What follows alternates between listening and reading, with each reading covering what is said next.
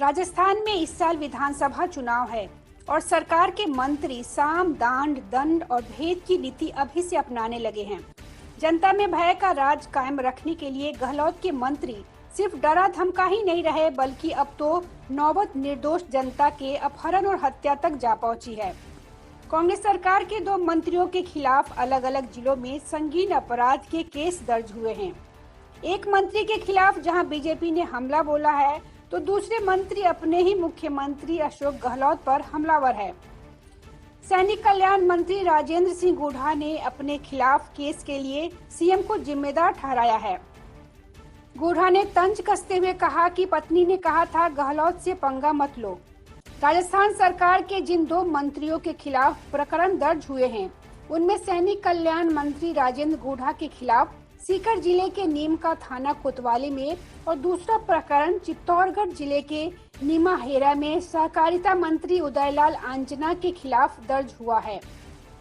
सैनिक कल्याण मंत्री गुढ़ा के खिलाफ अपहरण करके मारपीट करने और जान से मारने की धमकी देने का आरोप है, तो आंजना और उसके भांजे के खिलाफ गोली मारकर हत्या करने का आरोप लगा है। चित्तौड़गढ़ जिले के नीमाहेरा में एक युवक बंटी उर्फ विकास आंजना की गोली मारकर हत्या कर दी गई थी। मृतक के परिजनों ने स्थानीय थाने में परिवाद देकर सहकारिता मंत्री उदयलाल आंजना और उनके भांजे विक्रम आंजना पर हत्या कराने का आरोप लगाया है।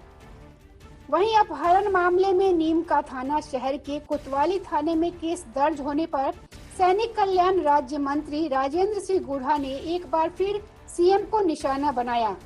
गुढ़ा का आरोप है कि यह झूठा मुकदमा मुख्यमंत्री के इशारे पर ही दर्ज हुआ है। गुढ़ा ने सीएम गहलोत पर बड़ा आरोप लगाते हुए कहा कि गृह मंत्रालय उनके पास ही है। सीधा सा मतलब है कि सब उनके इशारे पर ही हो रहा है। प्रदेश के किसी मंत्री या विधायक के खिलाफ पुलिस थाने में सीधा केस दर्ज नहीं होता। गुढ़ा ने कहा कि अगर सीएम से पूछे बिना केस दर्ज नहीं हुआ होता तो इस मामले में मुकदमे से पहले वो एक बार बात तो कर लेते।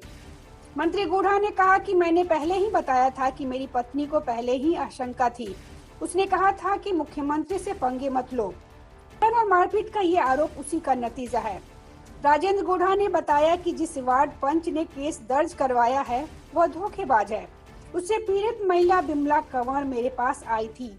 वो अपनी 2 बेटियों के साथ आत्महत्या करने वाली थी। उसकी बेटियों की शादी होने वाली है और उसके पास पैसे नहीं थे। मैंने लोगों को बोलकर पैसे की व्यवस्था करवाई। वार्ड पंच ने झूठा केस दर्ज करवाया है। नीम का थाना के वार्ड नंबर 31 में रहने वाले कांग्रेस कार्यकर्ता और ककराना पंचायत के वार्ड पंच दुर्गा सिंह ने कोतवाली थाने में रिपोर्ट देकर मंत्री राजेंद्र गुढ़ा पर अपहरण और मारपीट का आरोप लगाया था। परिवादी की रिपोर्ट पर पुलिस ने मंत्री गुढ़ा के खिलाफ केस दर्ज कर लिया। Bureau report, public news.